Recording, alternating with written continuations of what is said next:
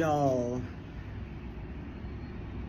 I have a new appreciation for having lived my entire life broke as fuck. Like, poor.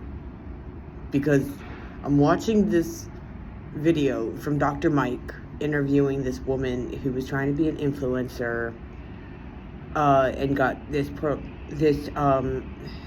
B12 injections concoction thing that was supposed to be the combination B12 and like the fat dissolver stuff, and it fucked her life up, like, badly.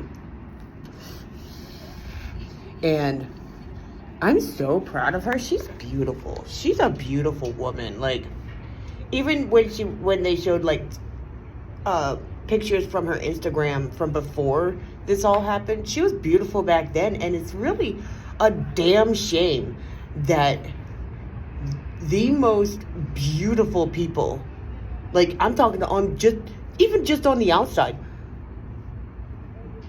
tend to not really see how beautiful they are.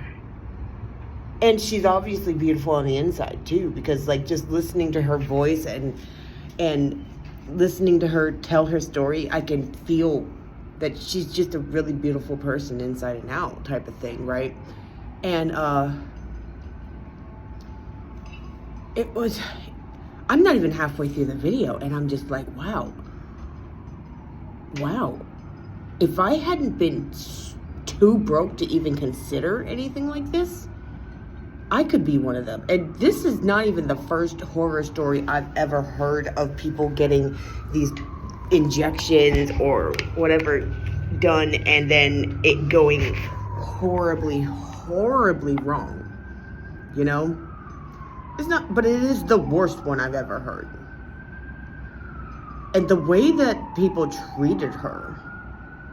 Oh, you're overreacting. Bitch, I've been in the fucking hospital for a month. I don't think I'm overreacting. She literally just said that in the video that I'm at the spot that I paused at. Like, really? Really? You people just... The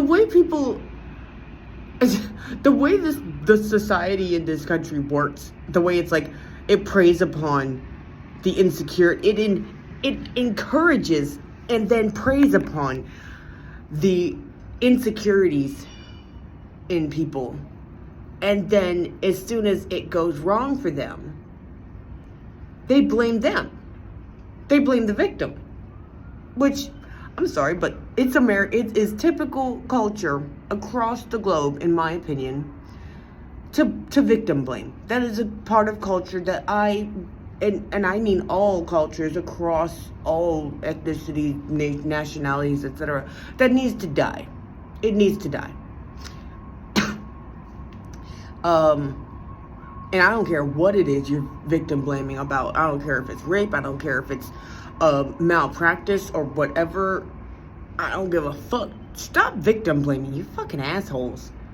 I mean, really. Like, really? Well, you chose to get the injection. Yeah, I chose to trust somebody who lied to me. I chose to trust a con artist. Like, this is what they do. This is what they do. That's my fault? Like, they covered their bases. They had fake-ass certificates on the walls.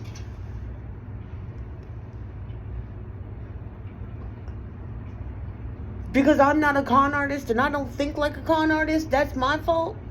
Because I'm not a piece of shit, that's my fault? Miss me with that fucking nonsense. Miss me with that nonsense. Just completely miss me with that shit, bitch. Like, no. Just, so like, but I could have saved up for it. I'd be about, back when I was first considering it, if I had saved up, it'd be about now that I would have finally had enough money to start getting things like this done, right? But I chose not to because I was scared from those horror stories I had heard up until that point. I was like, but what if, you know? Because like, it was usually the cheaper end doctors, fake ass doctors, that did these things, that these horror stories came from. And I was like, it would have taken me this long. That's about 14 years to have been able to afford to just get one of those cheaper end people to do injections or whatever I wanted to get done back then. And so I was scared. I was like, well, until I can afford to save up enough for one of the higher end tens of $1,000s people, I'm not gonna do it. But the desire was still there for the longest time. And because her injections were $800. And from what I've seen, because I used to be a Kardashian junkie, because I was just like, I love to live vicariously through them, watching their stupid ass show, laughing at them about how stupid they were, but at the same time, I wish I could have what they had. Now I don't. And I even left a comment on the video saying that, I'm grateful that I was too broke to even consider it. And I'm also grateful that based on these horror stories, I was too scared to even try to save up or make a plan to get it eventually done. Because if there's even the slightest hint of a desire still floating around in my subconscious, this killed it once and for all. I don't want shit done. No. I don't want no injections. I don't want no Botox, no B12, no nothing cosmetic done. Ever. The only exception, sorry about the interruption. The only exception to that would be if I got severe 3rd-degree burns and I needed skin grafting. Believe it or not, some insurance plans do consider that cosmetic and not medically necessary. So, that's my exception. That's it. I ain't doing shit else. No. As a matter of fact, I have actually considered that unless this thing gets a hell of a lot worse, like starts itching or whatever, I'm still gonna go to my dermatologist appointment because there were 3 issues, 2 besides this one that I want to talk to them about. I'm gonna ask them, do we have to do the same thing with this as we did with the one in my arm? Because that scar is pretty bad, and I don't want a scar like that on my face if I can avoid it. Is there anything we can do otherwise? Is there any alternative to cutting me open? And if there isn't, because this is a doctor, okay? I will trust the doctor. Fuck a fucking cosmetic person. I don't give a fuck, okay? I'm not doing it.